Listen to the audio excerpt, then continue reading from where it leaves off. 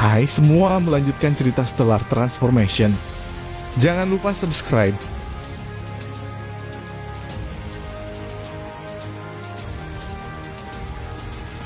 Apa yang kamu lakukan pada saudara kedua dan ketiga? Anda belum membunuh mereka. Jika Anda telah membunuh mereka, di manakah tubuh mereka sekarang? Katakan kemana Anda mengirim mereka. Saat ini Sixin tampak sangat marah. Dia sudah berubah menjadi bentuk manusia. Ketiga bersaudara ini lahir dari orang tua yang sama, telah berlatih dan berjuang untuk bertahan hidup bersama di Chaotix Astral Ocean. Mereka semua cukup beruntung untuk melewati kesengsaraan surga 9 dari 9 untuk mencapai tahap Dacheng. Mereka sudah tidak lagi jauh dari pencapaian kenaikan, tapi kali ini mereka bertemu dengan seorang Shusenis yang adalah serigala berbulu domba. Ini adalah seorang Shusenis yang bahkan belum mencapai tahap Dacheng, tetapi dia telah mengalahkan mereka bertiga sepenuhnya. Meskipun mereka adalah binatang buas dan memiliki pedang-pedang Ao dan bola mata mistik 1, senjata abadi tingkat rendah, dan yang lainnya adalah harta alam, mereka masih dikalahkan oleh Shusenis pratahap Dacheng. Kakak kedua dan ketigamu? Oh, jangan khawatir, mereka belum mati kini sekarang, berkata dengan santai. Alam es ekstrim belum dipertahankan oleh bola mata mistik sejak dia melemparkan Shibing dan Sisan ke dalam rumah abadi Qin Yu, sehingga sudah mulai mencari secara bertahap dan massa berkabut putih juga mulai menghilang perlahan. Satu-satunya yang tersisa adalah Sixin, sehingga Qin Yu pasti bisa menangkapnya dengan mudah. Mereka belum mati, lalu di mana mereka sekarang? Sixin bertanya dengan cemas. Sangat sederhana, jika Anda membiarkan saya menangkap Anda tanpa melakukan perlawanan, saya akan mengajak Anda untuk melihat mereka. Qin Yu berkata dengan senyum acuh tak acuh. Wajah Sixin mengeras. Shusenis, apa menurutmu aku idiot? Membiarkanmu menangkapku tanpa bertengkar. Anda mengatakan Anda belum membunuh dua saudara saya, tetapi siapa yang tahu apakah itu benar? Siapa yang tahu jika kamu mencoba membodohiku? Sixin, apakah aku masih perlu membodohimu? Qin Yu bertanya sebagai jawaban. Sixin kaget, dia ingat betapa hebatnya Qin Yu, seorang Shusenis yang belum mencapai tahap Dacheng namun dapat mengendalikan api surgawi yang ditakuti bahkan oleh makhluk abadi standar. Jika bukan karena mereka tiga binatang ilahi dan memiliki bola mata mistik yang dapat membentuk armor es ekstrim, mungkin api surgawi saja sudah cukup untuk menghancurkan mereka bertiga. Selain api surgawi, Qin Yu bahkan memiliki harta dengan kemampuan menakjubkan untuk pemulihan. Senjata abadi yang mampu menerobos pertahanan Extreme Ice Armor dan tekanan itu yang muncul di saat-saat terakhir. Semua hal ini menyebabkan Sixin menemukan Shusenis di depannya begitu misterius. Hanya kombinasi dari kemampuan Qin Yu untuk mengendalikan api surgawi, tubuhnya yang hampir bisa disebut abadi, dan kecepatannya yang jauh lebih unggul dari Sixin, sudah cukup untuk membuatnya benar-benar mustahil bagi Sixin untuk melarikan diri. Tentu saja tubuh ini hanya bisa disebut tidak binasa dengan syarat Qiu tidak diserang. Misalnya, seorang ahli kaliber Song Ju mungkin akan meledakkan kepala Qin Yu sampai berkeping-keping sebelum dia bahkan bisa menghindar, menghancurkan jiwanya. Pada saat itu kemampuan pemulihannya tidak akan berguna, tidak peduli betapa menakjubkannya itu. Ketika jiwa hancur, dia pasti akan mati. Tapi Sixin belum memiliki kemampuan untuk menghancurkan jiwa Qin Yu dalam sekejap. Benar, kamu tidak perlu membodohiku, kami bertiga bergabung di alam es ekstrim, tetapi Anda masih bisa menangkap dua saudara laki-laki saya. Sekarang saya tidak memiliki alam es ekstrem atau bantuan saudara laki-laki saya, jadi saya bahkan tidak bisa melarikan diri. Sixin berkata sambil tersenyum paksa. Oke, saya setuju untuk membiarkan Anda menangkap saya tanpa melawan.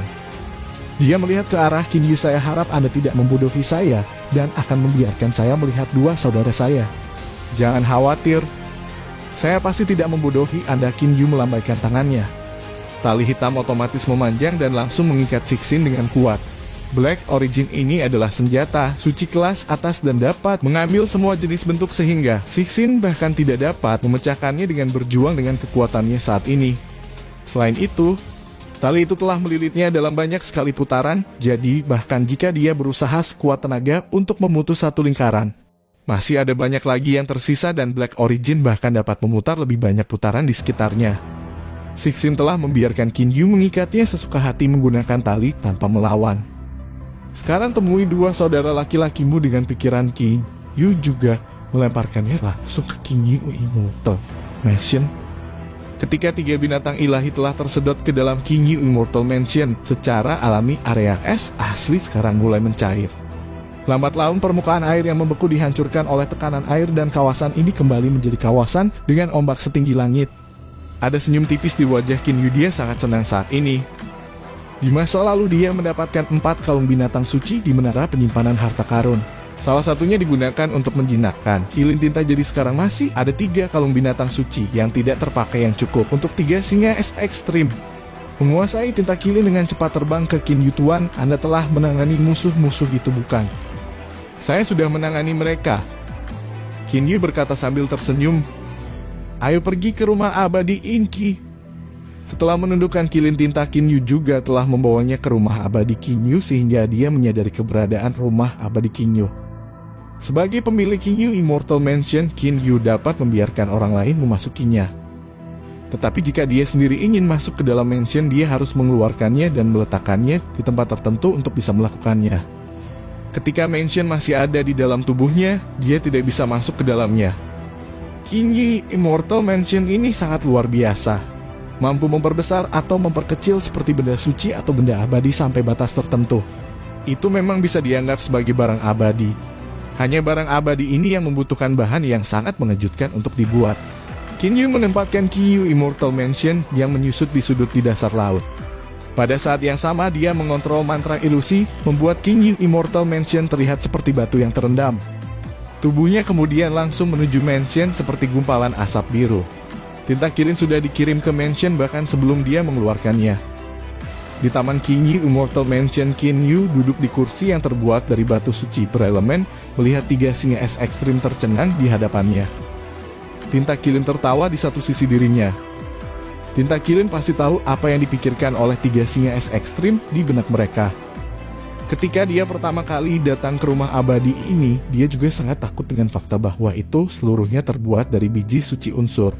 Bahkan semua batuan suci unsur dari deposit di Pulau Pengiblis adalah jumlah yang lebih kecil dari batu suci unsur dari rumah abadi ini. Selain itu, seluruh rumah besar ini diukir dari bongkahan besar biji suci unsur. Sixin, Si Bing, dan Si Chao saling memandang, mata mereka penuh ketakutan. Mereka bertiga telah melihat batu suci berelemen. Mereka bahkan membunuh praktisi lepas kesusahan ke-8 hanya karena sepotong batu suci berelemen dan yang bermutu rendah pada saat itu. Telah lama tinggal di Chaotich Astral Ocean, 3 singa es ekstrim ini tahu betul betapa berharganya batu suci elemental di sini. Astaga, bagaimana tempat ini bisa memiliki begitu banyak unsur batu suci? Sixin dan saudara laki-lakinya sangat terkejut. Di satu sisi King Yu tidak terburu-buru. Dia hanya minum air dari mata air di benua Qianlong. Ketika beberapa orang pergi ke kota-kota besar seperti ibu kota, kebanyakan dari mereka memiliki ekspresi yang hampir sama dengan 3 si bersaudara. Mereka semua sangat terkejut dan diliputi ketidakpercayaan. Tuan King Yu akhirnya berkata, baru sekarang si bersaudara bangun. Kakak laki-laki Sixin berkata, pertama kamu sudah membuat kami bertiga kagum di alam es ekstrim. Siapa yang mengira bahwa apa yang Anda tunjukkan bukanlah semua yang Anda dapatkan? Rumah besar ini, dari mana kau mendapatkan batu suci berelemen sebanyak ini? Tidak semua bagian dari rumah ini sepertinya utuh, ini seharusnya tidak mungkin. Dia segera berbaring tengkurap di tanah untuk mengamati dengan cermat. Sepotong mungkinkah seluruh rumah ini terbuat dari bongkahan besar batu suci berelemen? Sixin merasakan mantra pusing. Ini sangat mengejutkan. Si Bing dan Si San juga sangat terkejut. Dari mana datangnya bongkahan batu suci berelemen yang begitu besar? Tidak, bagaimana bisa ada bongkahan besar batu suci berelemen? Ini adalah biji suci unsur. Hanya saja kualitasnya sangat tinggi sehingga hampir tidak menunjukkan tanda kotoran.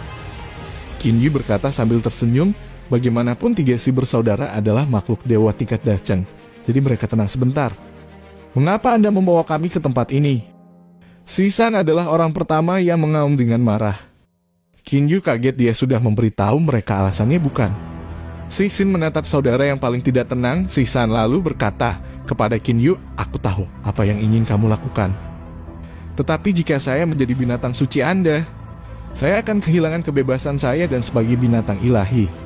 Saya benar-benar tidak setuju untuk menjadi tunggangan manusia. Aku tidak akan menjadi tungganganmu bahkan jika kamu membunuhku. Si San mengaum. Si Bing tidak mengatakan apapun, tapi sorot matanya menunjukkan bahwa dia berpikir sama dengan dua saudara laki-lakinya. Qin Yu memberikan senyum paksa. Sangat sulit untuk membuat binatang dewa setuju untuk menjadi tunggangan. Aku sudah menaklukkan mereka dengan kekuatanku, tapi dia sangat frustasi di dalam. Ketika dia menjadikan tinta Qilin sebagai binatang suci, dia harus berjanji bahwa setelah kenaikannya Qilin tinta akan dibebaskan dan hanya harus sedikit melindungi anggota klan Qin. Jadi, sangat sulit untuk menjinakkan 3 binatang dewa di depannya. Kamu benar-benar tidak mau menyerah? Qin Yu bertanya lagi, tapi kali ini tidak ada senyum di wajahnya membuatnya terlihat sedingin es. Gas singa es ekstrim menganggukkan kepala mereka dengan tegas. Binatang suci lebih unggul dari manusia. Jangan berpikir kamu bisa mengubah kita menjadi tunggangan manusia. Si San berkata dengan bangga. Di mata binatang buas mereka lebih unggul dari manusia.